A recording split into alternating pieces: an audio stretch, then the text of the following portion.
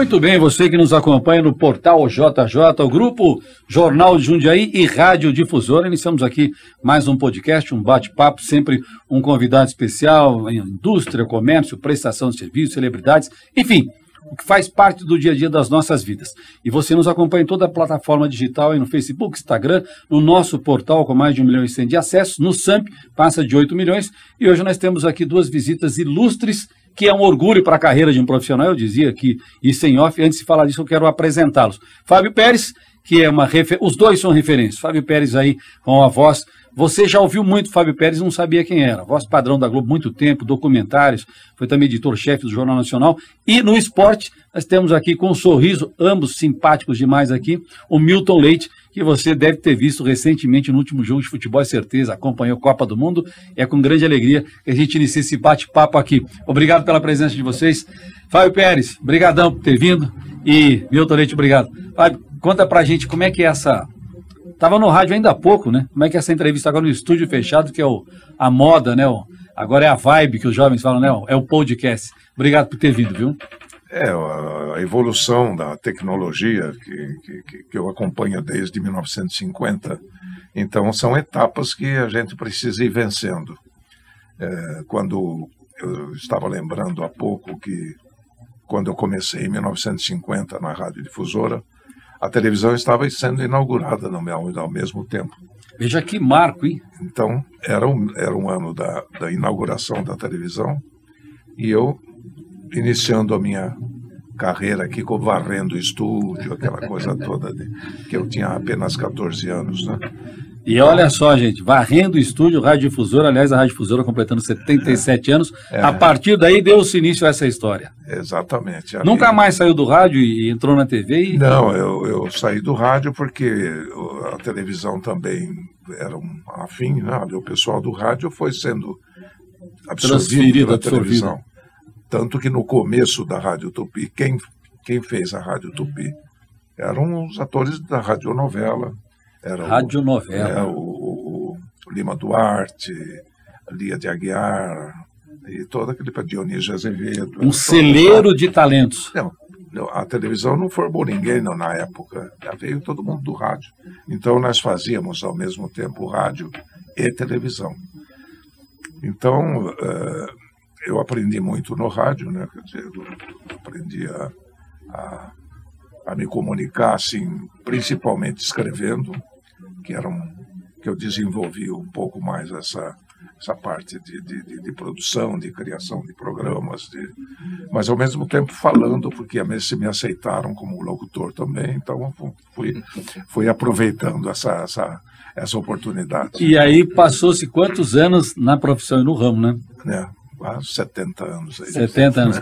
E vamos receber também aqui, cumprimentar o Milton. Eu conheço o Milton Leite há muito tempo, todo mundo conhece, quem não conhece o Milton Leite, né? Copa do Mundo, esporte, futebol, alegria, emoção. A gente já se viu, acho que umas duas, somos juntos. Você é de Jundiaí também, né, Milton Leite? Não sou nascido aqui, mas vim para cá adolescente, né? E a gente se encontrou uma vez no shopping, ou talvez em um evento ou outro, então a gente não teve muito contato. Mas a gente tem essa referência importante. Obrigado por participar também com a gente desse podcast aí. É uma grande alegria para mim falar com duas feras aí, dois dinossauros ao mesmo tempo, na minha profissão. Para mim já conta como história. Obrigado. Põe no currículo, tem que pôr no currículo. Bom, primeiro eu quero agradecer muito, porque vocês estão reavivando aqui memórias, né? Porque nesse prédio aqui eu praticamente comecei minha carreira 45 anos atrás, eu tinha já um ano de JJ, vim trabalhar na rádio também. O Fábio é um pouquinho mais velho que eu, e para mim é uma referência, então a chance de estar com ele aqui, depois a gente acabou sendo contemporâneo na Globo durante muitos anos e tal. Então, estar diante desse monstro sagrado que é o Fábio Peres também, para mim é um grande prazer, né? Eu comecei aqui na Rádio Difusora em 79, eu já comecei no JJ em 78, um ano antes, né? Então lá se vão 45 anos de carreira. Fábio Peres, você gostou dessa parte? Ele é um pouquinho mais velho que eu, ficou legal isso aí, Um pouquinho mais velho. Você viu que ele foi bastante... Pouca coisa. Pouca coisa, não é muita coisa. Eu quero saber o seguinte de vocês hoje, nesse bate-papo, eu queria entender o seguinte. Eu tenho dito hoje, na semana do aniversário da rádio, hoje falando com alguns celebridades como vocês, a gente falou o seguinte: o mundo ficou globalizado, pequeno, Facebook, Instagram, YouTube, vocês são referências na profissão, daria para contar muito dessa história, a gente vai até falar um pouquinho sobre isso, mas qual é a ótica de vocês? Pode começar pelo Fábio, depois aí, ou os dois juntos, concomitantemente aí. Qual é a ótica de vocês com relação a essa vivência? começou nos estúdios, varrendo 14 anos, começou no jornal, depois rádio, e junto, e foram aprendendo meio que, vamos chamar na marra, né, com talento, foi procurando encontrar caminhos para se fortalecer e se firmar na profissão. Como é que vocês veem o mundo hoje? Nesse mundo tem muita gente falando, muita gente fazendo muita coisa, tudo muito rápido. Isso muda para vocês? Vocês continuam nesse trabalho, nessa régua de trabalho? Confunde um pouco o povo ou a população, nosso ouvinte e telespectador, sente essa diferença? Fábio Pérez, Milton Leite, é referência. E o que está aí hoje? Tem diferença para vocês ou não? Essa revelação do mundo, me parece que de uma hora para outra, está todo mundo aí fazendo tudo. Para mim, ainda eu não tive essa capacidade de analisar toda essa transformação. Inclusive, eu senti pouco, porque eu estou me afastando aos poucos do meio. Mas o que eu noto hoje é que a facilidade que existe de uma pessoa se comunicar é diferente, porque antigamente você não tinha esses meios que a internet possibilitou. A internet veio como a televisão na época, substituindo parcialmente o rádio, mas não porque todo mundo dizia que o rádio ia morrer. Não morreu, não vai morrer nunca. Não vai morrer nunca. E a televisão, agora a internet também. As pessoas acham que a internet pode sufocar os outros meios, mas eu acho que eles vão sobrevivendo. Claro que com menos proeminência do que antes. Nós não temos o mesmo... Vão se encaixando os veículos, os meios vão se encaixando. Você tem, sim, o tempo que eu só para dar um exemplo, o tempo que eu fazia o Jornal Nacional na década de 80, que eu dirigi o Jornal Nacional durante 6 anos, a audiência do Jornal Nacional, no cômputo geral, era 90%. Exatamente. Quer dizer, quem tem 90% de alguma coisa hoje? Ninguém mais hoje. Nem em casa.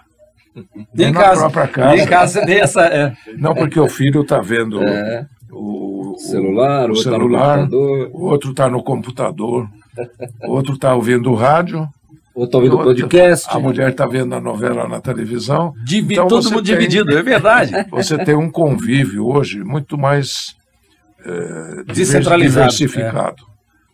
Então é uma coisa meio difícil para você aceitar, porque antigamente o rádio era absoluto também. Exato. Deu no rádio, o pessoal falando deu no rádio. É uma expressão. Era uma expressão. Não, eu via meu pai, por exemplo, era obrigatório à noite, quando ele começava, aí depois do jantar, eu ouvia a novela no rádio, ouvia o Repórter Esso, ouvia o noticiário da manhã todo. Então o rádio era uma referência quase única.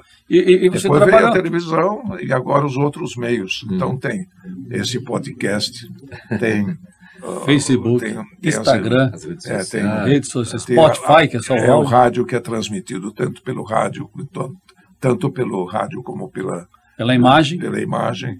Então há uma transformação que é difícil uma pessoa como eu, que não é tão nova, digerir. Você trabalhou com o saudoso Tobias Musael aqui. Exatamente. Eu estava relembrando agora que eram figuras na época. O Tobias eu frequentava não só a rádio junto com ele, mas várias vezes eu graças à amizade que criei com ele, eu ia muito à casa dele, que ficava na Vilarens, na época, uma loja de tecidos do pai dele. E o Tobias, já naquela época, demonstrava que, além de locutor, apresentador, animador muito bom, ele também tinha uma veia especial para negócios. Exatamente. Então, era uma pessoa empreendedora. Ele era muito vigoroso. Eu aprendi muito com o saudoso Tobias Musael, no outro período aqui na rádio. Ele fazia o seguinte com a gente. Ele estava sempre com uma energia sempre muito forte, muito positiva. Ele fazia uma lista. E eu sempre também gostei muito da parte comercial. Aí ele falou, Itamar, você vai, esses 10 clientes aqui, eu pensava, eu estava começando, eu dizia, mas Tobias, como é que eu vou fazer com esses 10 clientes? Você vai vender, pô. Você vai visitar, se você não vender tudo, você vai vender mais da metade. Então ele me falava o que eu ia fazer, eu saía com aquela mensagem daqui, ia para a rua e voltava, vendia 6. Ele falou, não falei para você, mas está faltando 4. Não é que estava, tem que vender os 10. Então isso era realmente uma característica dele. E como é que é para você, e no seu caso, o Milton Leite, a diferença é um pouco maior. Ver o rádio, a TV, divide imagem com televisão. Você tem as duas experiências também, muito responsável pela emoção no rádio sem imagem e depois vem a imagem junto. O que você fala sobre o clube, sobre o jogador, sobre o campeonato, sobre a situação, influencia exatamente na reflexão do que é o torcedor do time, o que é a favor, o que é contra. Como é que é isso? Na verdade, eu acho que o Fábio tocou num ponto crucial, que é a mudança que a gente teve na tecnologia e na circulação da informação, né? Então, quando surge a internet, ali no meio dos anos 90, eu já estava com estrada, né? Já tinha praticamente 20 anos de carreira. Tudo muda, né? Porque a internet faz a informação circular numa velocidade que a gente não estava acostumado a acompanhar. Logo depois, você tem as TVs por assinatura no Brasil, que a gente também não tinha quando eu comecei lá atrás. Antes você tinha 5, 6 canais de TV aberta e tinha muito pouco futebol, tinha muito pouco esporte na televisão. Né? Não tem esse negócio de cada hora que você liga a televisão tem um jogo ao vivo passando. Não existia isso. A TV por assinatura faz muito isso acontecer. E o fato de a gente ter internet, ter TV por assinatura, você acaba criando outras plataformas, né? Que dão voz a muita gente. Você falou, hoje todo mundo faz, né? E todo mundo faz por quê? Porque você abre um canal no YouTube com a maior facilidade. Você vai lá, você cria um canal no YouTube e sai falando aquilo que você sabe. As redes sociais deram voz a muita gente que também não tinha. Então isso, na verdade, é que acaba revolucionando um pouco o que a gente entende como mídia hoje, né? Porque está muito esparramado, né? Está muito esparramado e qualquer pessoa pode ter o seu podcast, qualquer pessoa pode ter o seu canal do YouTube. Qualquer pessoa tem acesso à informação muito rapidamente via internet, né? Então a gente está vivendo um outro mundo, né? Não sei se melhor, não sei se pior, não sei se igual, enfim. Como disse o Fábio, é uma coisa para uma tese acadêmica para você fazer um doutorado, né? Mas é muito assunto, né? Como eu disse no início, isso que você falou é muito importante, porque a régua, a referência continua. Muita gente fazendo muita coisa o tempo todo, mas o veículo de comunicação, sejam eles, os canais de TV ou rádio, a pessoa quando está meio na dúvida, ela busca essa referência que são vocês. Que eu digo, eu sou os dinossauros da história. Um aspecto interessante é que, hoje em dia, eu não sei até que ponto, mas começa a ser percebido que, antigamente, você acreditava, por exemplo, o fenômeno das fake news, etc., né, que circulam abundantemente. O tempo todo, e até nos assusta. Então, isso está levando a uma reflexão, que eu acho que vai ser cada vez maior, de novamente confiar em pessoas profissionais, não pessoas amadoras que chegam e dizem o que querem, falam bobagem, etc. As pessoas vão buscar a referência. Então, a referência profissional, penso eu, e talvez seja mais um desejo do que uma constatação, mas que voltem a confiar mais no jornalista profissional, na boa conduta, nos veículos. Pessoas autorizadas a falar sobre aquele tipo de assunto. Não é uma pessoa que invade um campo de informação que ele não tem. Então, você contou do Jornal Nacional, nós estamos falando nesse período que você falou no início aí, de Cid Moreira, Sérgio Chapelin, né?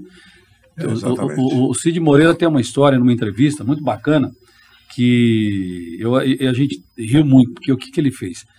A pessoa ela perguntou para ele, falou, mas alguma coisa assim que eu vou perguntar para vocês, que chama a atenção quando você está nas ruas, porque é referência. E o Cid Moreira, com aquela voz, como a voz de vocês, que é referência, ele disse, não, teve uma curiosidade. Ele falou, o que foi? Eu cheguei num posto de gasolina, porque naquela época tinha o Jornal Nacional e era a novela, né? Ele foi abastecer, 2 mulheres vieram, não sei se vocês ouviram, isso é real. 2 mulheres vieram, Tobias juntar com a gente aqui. Nossa, o senhor é o Cid Moreira? Sou, sim, o Cid Moreira. Não sei o que tem, tal. Vem cá, vamos tirar uma foto, tira a foto, claro, pode não, pode, tal. Quando eu entrei no carro, disse ele, quando eu entrei no carro, ele falou, olha, a gente adora o senhor, é fantástico, o Nacional, mas não dá para terminar um pouquinho mais cedo, que a gente quer ver a novela. Isso é real, então foi um fato curioso. Vocês têm algum fato curioso aí no decorrer da profissão? Ainda mais ser no esporte, aí deve ser uma loucura, né, meu filho? Tem muita coisa, né? Um elogia, outro xinga, outro adora, outro odeia. Não, na verdade, assim, para quem é narrador de futebol como eu sou, e acho que isso acontece com comentarista, com repórter também, é o seguinte, quando o time do cara ganha, você é o melhor narrador do mundo, ninguém narra com você, o gol o seu é mais emocionante. É isso aí. Quando o seu time perde, você é um idiota que não sabe nada, não entende de futebol, não sei como é que deixam você participar da transmissão. O que você está fazendo aí? A reação do público é muito passional, principalmente nessa área que eu trabalho, que é a área do esporte, sobretudo o futebol, né? É tudo muito passional, né? Quando o time tá bem, o cara tá feliz, então todo mundo é ótimo. A reação até violenta, né? E aí tem outro lado com uma violência, como a gente acabou de presenciar nessa rodada de meio de semana do Brasileiro. Triste, né? Mas você nunca se deparou com isso em aeroporto ou em algum clube, de alguém ir diretamente. Geralmente é mais. Como não? Já. E o cara é você, de apontar o dedo, brigar e criticar ali. Sim, opa, algumas vezes. Que loucura, né? Até porque hoje essa situação está mudando um pouquinho. Por quê? Porque os estádios que a gente tem no Brasil são um pouco mais seguros, com exceções ainda, né? Tipo a Vila Belmiro, os estádios aqui de Campinas, que são muito antigos, o próprio Morumbi, né? Que são estádios muito... Mas essas arenas novas, por exemplo, do Palmeiras, do Corinthians, do Grêmio, do Internacional... Já tem um novo... Elas têm uma configuração que você praticamente não cruza mais com o torcedor na entrada ou na saída do estádio, né? Mas eu me lembro, por exemplo, no antigo Palestra Itália, no estádio antigo do Palmeiras, uma vez eu tô chegando para transmitir um jogo e o time tava mal e eu tinha transmitido algum jogo antes e tal... Tô passando no meio do corredor ali, que dava pra cabine, onde tinha muita torcida, jogaram bolinha de papel, você não sabe nada, mas enfim, nunca apanhei, né? Nunca chegamos a esse momento. Mas já passei perrengue em vários estádios por causa disso. Mas você sempre teve essa ótica de saber que a reação da torcida claro. Tem... Até não se abala. Eu não me empolgo quando alguém chega pra mim e fala, você é o melhor narrador do mundo, você... Eu não acredito nisso, mas também não acredito quando o cara vem, você é parcial, você não sabe nada. Também não acredito nisso. Tem que ter esse equilíbrio. Tem que ter equilíbrio e bom senso, né? Já não acontece muito com o Fábio, porque é mais documentário, é mais narrativa. Você era editor-chefe do jornal, não aparece tanto. Eu não tenho a exposição. Não tem exposição, né? Porque realmente isso isola, quer dizer, blinda um profissional. Né? No caso do Fábio Pérez, até aqueles documentários ou narrativos comerciais, aí quer tirar foto, fica tudo lindo, né? Aí fica tudo tranquilo, se não tiver um tema polêmico. Não, e as pessoas lembram muito da voz dele. Da voz, Quer dizer, todo mundo já ouviu a voz do Fábio Pérez nesse país, né? Todo mundo já ouviu. Mas nem sempre associa com ele, com a imagem dele, né? E como é que foi fazer Copa do Mundo, por exemplo, a primeira vez que você foi fazer Copa do Mundo, a diferença de fazer um campeonato aqui, você tem tudo isso aí depois, o universo aumentou, né? A tua comunicação, a tua mensagem não é mais só para o Brasil, é para todo mundo, para o mundo, Copa do Mundo. Sobretudo que te afetou que me impressionou muito, a minha primeira Copa foi de 98 na França, eu estava na ESPN Brasil ainda. O choque que você tem quando você vai para um grande evento desse, você que está acostumado a Campeonato Paulista, Campeonato Brasileiro, até Libertadores e tal, quando você vai para uma Copa do Mundo, você encara uma situação completamente diferente em termos de organização, de compromisso das pessoas com o evento, de tudo funcionar, né? Então você chega na sua posição para transmitir um jogo, tá tudo ali, microfone, tudo já tá raramente dá um problema. A entrada no estádio é diferente, é mais fácil, enfim. A organização que você tem, né, nesses grandes eventos é muito diferente do que a gente está acostumado no dia a dia do nosso futebol, qualquer modalidade esportiva aqui no Brasil, né? Então nesse sentido foi um choque, né? Aí você começa a perceber que aquilo funciona sempre assim internacionalmente. Aí eu já fiz Campeonato Mundial de Basquete, já fiz 6 Olimpíadas, fiz Campeonato de Ginástica, enfim, um monte de eventos internacionais, e todos eles têm o padrão Copa do Mundo. A gente aqui que não tem padrão Copa do Mundo nos jogos do nosso dia a dia aqui. Então, esse é o maior choque, né? Você se deparar com um negócio que é muito bem organizado. Mas aí você já assimila e fala, aqui vai funcionar. Exatamente. E tem algo no seu setor que não tem no Fábio, que é o improviso. Muitas vezes cai ali alguma coisa que vai acabar você segurando a audiência, o comentário, no improviso, porque possa ter havido alguma falha, um comercial que não entrou, alguma coisa que aconteceu, ou um lance muito demorado, aí tem que segurar ali na experiência. É isso, então. E eu quero me referir até ao que eu disse o Fábio mais cedo, que é o fato de que como o rádio ajuda a gente nessa formação. Tá vendo, Fábio? Quando eu trabalhei em rádio, trabalhei aqui em Jundiaí, sei lá, acho que foram 8 ou 9 anos de rádio aqui em Jundiaí, depois Jovem Pan, Eldorado, enfim. O poder do improviso que a rádio te dá, né? Lindo. É uma coisa impressionante, né, Fábio? Você que trabalhou tanto com isso também, de como você vai no seu dia a dia, como a rádio vai te formando bem, né? E isso, não tenho dúvida que me ajuda muito hoje na minha carreira na televisão. Porque a televisão ainda tem a muleta da imagem, né? Qualquer coisa você tem a imagem ali para segurar. O rádio não tem. O rádio é você e o cara que está do outro lado ouvindo, né? Então, o poder do rádio de formar as pessoas e de encantar as pessoas, porque... Por exemplo, alguém que não me conheça, que está ouvindo a minha voz nesse momento, o cara fica me imaginando. Isso. Aqui não, porque tem câmera me mostrando, mas enfim. Mas no rádio, o rádio raiz, vamos dizer assim, a pessoa te imagina. Esse é o grande encanto do rádio. Ela imaginar você e o que você está falando, né? Levar essa emoção sem imagem, né? Então, essa formação do rádio é imbatível. Essa é imbatível. Eu atribuo muito do meu sucesso na televisão à experiência que eu tive de rádio. E nesta fala dele, Fábio Pérez, do Milton Leite aqui, fica claro, nós comentávamos aqui em off, antes de começar o podcast, que tem muita gente falando muita coisa e tem coisa que não é boa. vocês são referência, têm contribuição nas coisas boas. O Fábio brincou e disse, bom, tomara que a gente não tenha culpa do que não seja tão bom. Está aí a prova de que não tem. É uma grande escola, é uma grande base de sustentação, então já está respondida a pergunta aqui fora do ar, né, Fábio? Está tranquilo com isso? Não, tranquilo, perfeitamente. Eu acho que... E a Difusora tem vocês têm essa contribuição para a cidade, para o estado de São Paulo, para o Brasil, para o mundo, e a gente fica feliz que a Difusora, a rádio tenha tido essa contribuição na vida de vocês, né, que hoje são referência, e também o Grupo JJ, o Jornal Jundiaí, hoje, onde a gente está apresentando o podcast. Então é um momento de muita alegria e satisfação ter esse encontro com vocês, porque a gente sabe que a agenda não é fácil, a agenda é bastante acirrada, né, competitiva, aplicada, mas vocês abrirem esse espaço para falar com a gente é um dos maiores presentes, né, Tobias Júnior? É um dos maiores presentes aqui para o grupo, JJ Difusora, a presença de vocês, porque vocês são escola, são referência, são início daquele mundo que tinha um mundo difícil e criou homens fortes. Vocês são os homens fortes do mundo difícil. E o que a gente precisa agora é cuidar desse mundo fácil que cria os homens mais fracos. É nós aqui temos que agradecer, porque o nosso berço foi aqui. Então, nunca se esquece a mãe. Né? Então, a Difusora é a mãe, nossa mãe de profissão. Então, jamais será esquecida. Perfeito. Eu quero agradecer muito a esse momento que eu estou vivendo aqui, porque eu estou trazendo recordações de 45 anos atrás. Né? O Fábio se referiu ao Dr. Tobias Musael, ele sempre foi um cara muito importante nesse meu começo de carreira, ele sempre me tratou super bem, eu sempre um cara de muito diálogo, né? Eu tinha acesso a ele, eu ia na sala dele, conversava, isso não tá bom, aquilo tá ruim, aquilo tá melhor, enfim. Então, e hoje eu vejo aqui os filhos administrando, né? A Sueli, o Tobias, que eu vi, ó, desse tamanhozinho assim, que né? Bacana, isso. E hoje eles estão aqui comandando a rádio, que foi onde eu comecei em microfone há 44 anos atrás, né? E é interessante porque eu nunca me imaginei trabalhando em rádio e em televisão. Meu negócio era jornal. Eu fui ser jornalista, eu fui estudar jornalismo porque eu queria escrever. Eu sempre adorei escrever, adoro até hoje, embora eu hoje escreva muito menos. Eu não tinha talento para ser escritor, né? Então eu resolvi o quê? Vou escrever trabalhando no jornal, enfim. Por isso eu fui ser jornalista, foi uma das razões principais. E curiosamente, o meu gosto por esporte, o meu passado no esporte como atleta e tal, despertou interesse da Rádio Difusora de me trazer para cá como repórter de esportes aqui da rádio, né? Cobrindo o Paulista naquela época e tal. E foi a rádio que me proporcionou ir à televisão depois. Então sei que tudo está encadeado, né?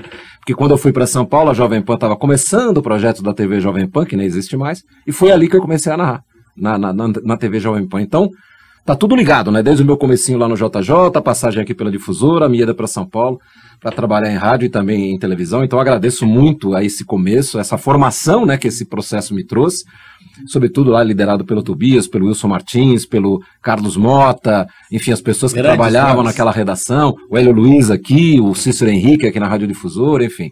Eu sou muito agradecido a todos eles. Eu quero agradecer vocês e fazer só uma colocaçãozinha final, que eu percebi que nós três aqui temos algo em comum nas nossas histórias de profissão. Cabelo branco. Ah, não, não é isso. Ah, não, não. O meu tá caindo.